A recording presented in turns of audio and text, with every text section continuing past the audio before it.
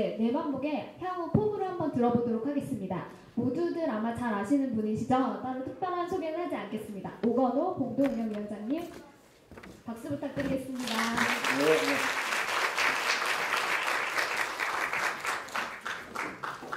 고맙습니다. 이거 나오나요? 태어나서 처음으로 지금 이걸 해봤습니다. 내만복 덕분에. 제가 말씀드릴 건 저희 내가 만드는 복지국가를 소개하려고 합니다.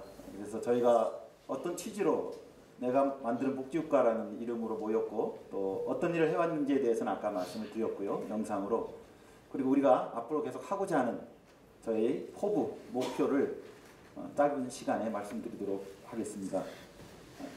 저희는 태어났습니다. 그리고 나름대로 멋있게 출범식을 가졌습니다. 저희가 2012년 2월 29일이 생일이에요. 그래서 진짜 생일은 4년에 한 번씩만 돌아온답니다. 3년 전에 저희가 이런 생일을 맞았고요. 당시 2012년은 여러분이 기억하듯이 총선 대선을 앞둔 시기고 경제 민주화와 복지국가 87년 이후에 대한민국이 새로운 시대로 들어가는 그런 기대를 가진 때였습니다. 복지 영역에서는 이제 비로소 그 전에 생각해보지도 못했던 일이 대한민국에서 벌어진다. 우리 대한민국도 다른 나라의 일로만 알았던 복지국가 이런 세상으로도 가볼 수 있지 않겠느냐 그런 꿈을 가졌습니다. 그게 바로 복지민심이죠. 그래서 저희들은 복지민심에 가진 저희들도 이 복지민심이 제대로 꽃을 피울 수 있도록 힘써보자 그런 취지로 모였습니다. 2010년부터 무상급식 그리고 1년이 지나서는 보편복지 또 1년이 지나서는 복지국가로 대단한 바람이 불었습니다. 저희는 복지국가는 두 기둥이 있어야 된다고 생각합니다. 토양으로서 우리 사회 구성원들이 서로 협동하고 연대하는 사회적 연대 관계입니다.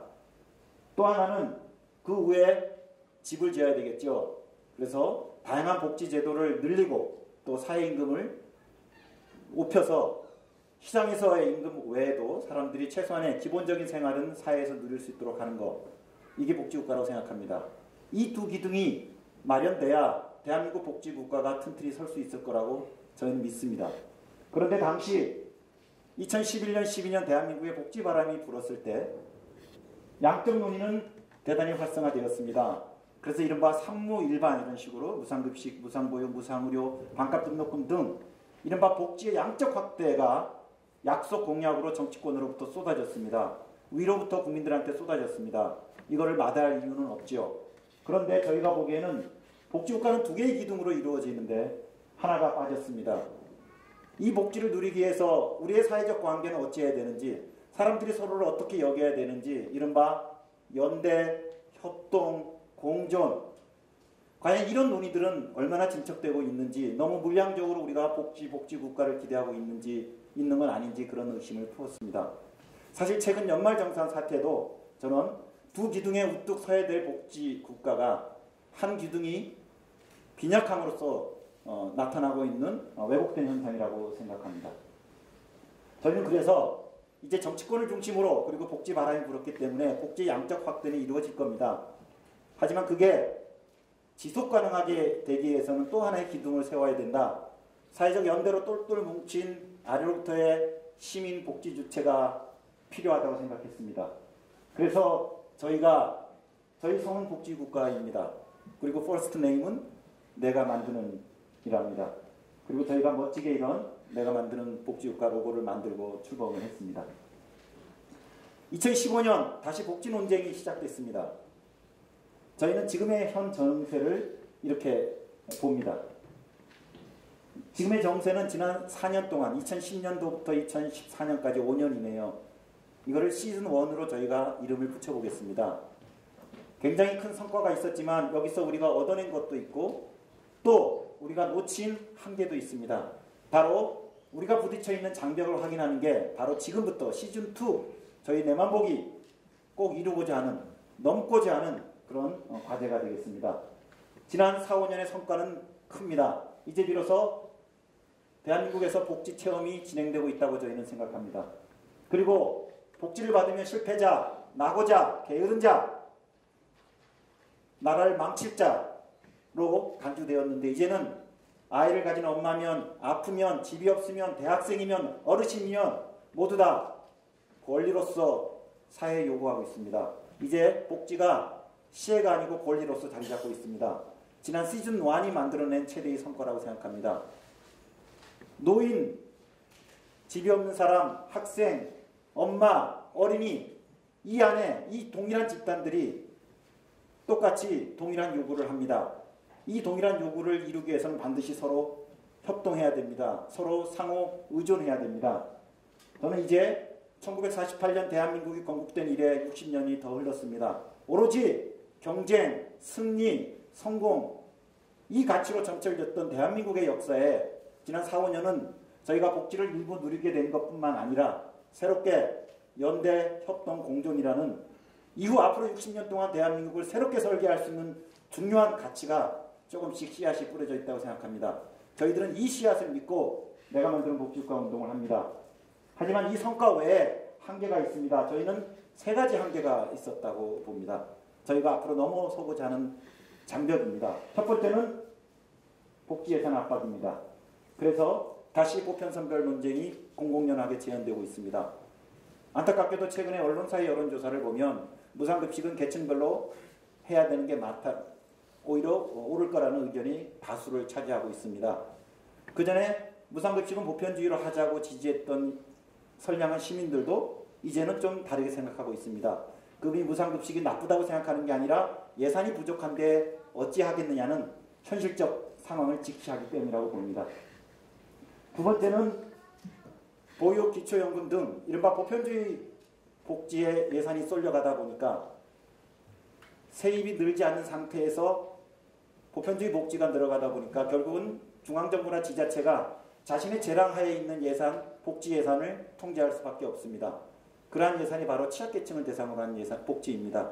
그래서 기초생활보장제도가 지난 4, 5년 동안 묶여있고 장애인 복지가 묶여있고 지자체는 보육, 기초연금 대응 예산을 대느라고 지자체의 자체 복지가 중앙정부가 정한 복지제도의 틈새를 메우는 한부모, 독거노인 등을 상대로 한 여러 복지들을 지자체가 제공하고 있는데 오히려 총량에서 줄고 있습니다. 지자체 단체장이 마음이 바뀐 게 아니고 돈이 없으니까 어찌할 수 없는 거죠. 저희는 이런 현상을 복지의 불균등 발전이 대한민국에서 진행되고 있다고 판단합니다. 그전에는 모든 복지가 다 빈약했습니다. 하지만 이제는 중상위 계층까지도 혜택이 가는 보육, 기초연금 등 보편주의 복지는 확장되고 있지만 정작 가난한 사람들은 제자리에, 복지는 제자리에 있는 이런 역진적인 복지의 불균등 발전이 이루어지고 있습니다. 그리고 마지막 세 번째는 역시 주체의 문제입니다. 복지 예산은 절박성의 우선순위에 따라 배정되지 않는다 하지요. 목소리의 높이에 따라 예산이 배정되는 거지요. 여러 가지 이해관계자들에 모여서 의사결정을 하기 때문입니다. 그만큼 취약계층 그리고 제대로 된 복지를 원하는 시민들이 조직화되지 못하고 세력화되지 못함으로써 이러한 현상이 나타나고 있다고 봅니다. 그래서 저희가 태어났던 이후 이제 비로소 아래로부터 시민들이 복지 주체로 나서게 하는 그 운동의 절박성을 저희들은 다시 한번 새기고 있습니다. 이 세 가지 한계가 바로 시즌2 앞으로 5년 저희 내만복이 꼭 이루고자 하는 목표입니다. 지금 무엇을 주목하는가? 3대 핵심 목표 제가 지금 아까 말씀드렸습니다. 바로 시민 주도로 복지 증세를 하겠습니다. 지금 부족한 복지 예산을 타개하기 위한 것입니다. 저희는 사회복지세 건강보험 하나로 혹은 실업보험을 포함한 사회보험료의 인상을 요구합니다.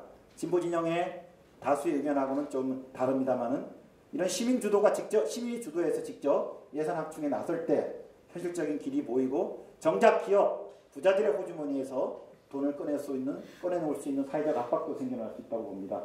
두 번째는 가난한 사람들을 위한 복지운동에 적극 나서겠습니다. 지난 선별 보편 복지 논쟁 과정 속에서 공공부조 복지는 선별 복지일 수밖에 없습니다. 그러다 보니까 마치 선별 복지 그 자체가 악으로 부정적인 거로 인식되면서 저희가 보육이나 기초연금의 보편주의 복지는 강조했지만 공공부조, 장애인 복지 등 취약계층 복지에 대해서는 저희 복지시민단체, 복지운동도 상대적으로 소홀히 했다는 자성을 하고 있습니다. 앞으로 시즌2 가난한 사람들의 복지를 현실화시킬 수 있도록 노력하겠습니다. 그리고 세 번째는 이러한 모든 것들을 추진할 때 저희가 갖고 있는 문제의식은 아래로부터의 주체 형성입니다. 왜 사회복지세를 중간계층부터 누진적으로 거두자고 요구합니까? 바로 이제 복지를 누리기 시작한 중간계층 시민들이 재정에 참여함으로써 부자들의 호주머니를 꺼내게 하는 사회적 압박을 만들어내고 복지를 우리가 스스로 만들어내고 있다는 자긍심을 우리가 얻고자 하기 때문입니다. 건강보험 하나로 우리가 보험료를 1인당 11,000원씩 더 내서 무상의료를 하고자 하는 이유도 그 무상의료 다른 별에서 선물로 주는 게 아니라 우리가 손을 모아서 병원비의 고통을 받고 있는 우리 스스로 이루어보자는 그런 취지입니다.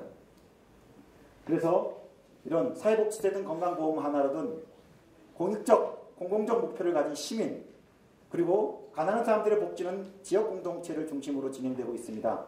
그래서 또 주민이 주체로 나서는 아직 저희가 충분히 활동을 하고 있지 못합니다만은 비정규 노동자, 불안정한 노동자들의 노동복지에도 앞으로 관심을 쏟을 예정입니다. 사실 이 셋은 다 동일한 주체입니다. 저희가 시민이고 동네의 주민이고 회사에서의 노동자입니다. 각각의 조건에서 다양한 방식의 의제 접근을 통해서 우리 스스로 복지 주체로 나설 수 있도록 그런 의제 개발과 활동을 하고자 합니다. 아까 영상으로 보신 저희 주요 활동입니다. 아까 10대 인기투표로 결정된 건데요. 거기는 주로 큰 이제 퍼포먼스 중심의 것들이 있고 저희들의 가장 대표적인 활동은 여기입니다. 각 현안에 논평, 기자회견, 언론기고 열심히 하고 있습니다. 그리고 매주 내원버 칼럼과 뉴스레터 나가고요.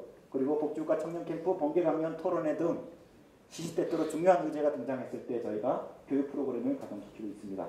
그리고 아까 내만복의 젊은 피가 지금 솟구치고 있습니다. 바로 연구 모임을 중심으로 해서 저희 학부생, 대학원생 그리고 젊은 사회복지사들이 모여서 공부를 하고 있습니다. 그리고 만복TV, 만복라디오 열심히 소통에 나서고 있습니다. 그리고 매달 마지막 주 금요일날 청계천에서 복지국가 촛불 지금 26차례인가요? 계속 매달 하고 있습니다. 그리고 사회복지세 거리 서명 매주 나가고 있습니다. 동절기만 지금 잠깐 쉬고 있습니다. 그리고 줬다 뺏는 기치연금 작년 6월부터 계속 거리 서명과 그리고 직접 지역 현장에 가서 저희가 상담과 설명 활동을 하고 있습니다. 이제 마지막입니다. 저희 저기 앉아 계신 상무국장님이 저희들한테 매일 지시하는 게 있습니다. 자랑질을 하라고. 자랑할 건 자랑하입니다. 그래서 마지막으로 6가지를 자랑하고 가겠습니다. 옛날에 웃으면 복이 와요. 기억나시죠? 예, 저희 내만복은 재미있는 복지운동입니다. 재밌게 합니다. 웃음이 있습니다. 저희가 1주년 합창 잔치를 했고요. 레미제라블. 그리고 2주년 이 자리에서 아까 잠깐 나온 연극 잔치를 했습니다. 그리고 오늘은 저희 회원, 운영위원, 연구 모임 분들이 재롱 잔치를 펼칠 겁니다. 그리고 저희는 초경량 NGO입니다. 물론 좀 호주머니가 비어서 그렇습니다. 하지만 저희 운영위원 연구 모임 분들이 자발적인 참여로 이 엄청난 활동이 이루어지고 있습니다. 사실 부끄러운 이야기입니다만 아직 저희는 사무실이 없습니다. 그리고 사무국장이 반상근으로 일하고 있죠. 곧 올해 조금 더 활동력을 높일 수 있는 인프라를 갖추도록 노력하겠습니다. 세 번째는 저희는 연대하는 내만복입니다. 아까 나온 영상의 거의 대부분을 저희 혼자 하는 거 없습니다. 여기 와 계신 세상을 바꾸는 사회복지사, 노년유니언, 복지국가 소사이어티 등 여러 복지시민단체들과 같이 기획하고 같이 하고 있습니다. 그리고 저희는 입장이 있습니다. 저는 내가 만든 복지국가의 강점 중에 하나라고 생각합니다. 저희는 어떻게 증세할 것인가? 중간계층부터 누진적으로 참여하는 시민주도 복지 증세, 구체적으로 사회복지제를 하자고 대안을 제시합니다. 건보 부가책이 어떡하냐? 박근혜 정부안 괜찮다고 얘기했습니다.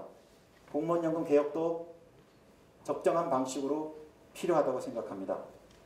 국민연금에 대해서도 후세들과의 지속 가능성을 생각합니다. 건강보험료를 더 내서라도 보장성을 올리자고 운동을 하고 있습니다. 전통적으로 저희 진보진영 혹은 복지시민단체가 가지고 있는 방향하고는 많이 다릅니다. 그래서 긴장도 있습니다. 저희들은 이것을 생산적인 긴장이라고 봅니다. 원론적으로 반대하고 비판할 때는 큰 대의로서 가능하지만 그걸 넘어서서 어떻게 개척할 것인가를 얘기하려다 보면 결국은 노선과 입장이 필요하다고 봅니다. 왜냐하면 프로그램을 제시해야 되기 때문이지요. 그리고 저희는 또 자랑입니다만 혁신합니다. 저희가 맨 처음에 시작할 때는 재정 의제 정도였어요. 근데 이제 가난한 사람들의 복지를 비롯해서 다양한 의제로 확장하고 있습니다. 곧 향후 대한민국의 복지국가 상이 어떠해야 되는지, 그리고 그리로 가기 위해서는 2, 3단계의 로드맵을 어떻게 설정해야 될지, 그리고 저희가 구체적으로 올해부터 지역에 있는 여러 단체들과 공동사업을 기획하고 있는데 거기서 성과를 내게 되면 한국형 복지주체 형성의 이론화도 해보려고 합니다. 서구의 복지국가는 노동조합과 정당이 복지동맹을 이루었습니다. 한국에서 두 세력은 취약합니다. 이 세력 두 세력이 취약했을 때 그러면 한국에서의 복지국가 운동은 누가 해야 되느냐? 우리 모두가 갖고 있는 숙제라고 생각합니다. 저희는 하나의 실험을 하고 있다고 생각합니다. 전통적인 조직된 주체가 아닌 의제별로 아래로부터 복지 현장에서 그리고 시민 의제를 가지고 주체를 만들어 보고자 합니다. 그리고 마지막입니다. 저는 사실 이게 제일 기쁩니다. 저희는 세대라고 하니까 좀 그런데요. 저희 내만복은 젊은 피가 자라고 있습니다. 저나 우리 최창호 공동운영위원장님도 장기 집권하기는 어려울 것 같습니다. 하도 지금 밑에서 치밀어 오르고 있기 때문이죠. 너무나 기쁩니다. 이렇게 피가 돌고 새롭게 또 우리 젊은 학도들 그리고 사회복지사분들이 저희 내만복을 또 이어서 복지국가가 대한민국의 복지국가 될 때까지 이어갈 겁니다. 대한민국 복지국가 내만복과 함께 이루실 수 있으시죠? 저희가 인사를 드릴게요. 저희가 우리 여기 지금 기현주 운영위원이 여의도 국회에서 결혼할 때 결혼식장 가면서 여의도역에서 잠깐 사회복지사 서명하고 간 겁니다. 괜찮죠? 예, 고맙습니다.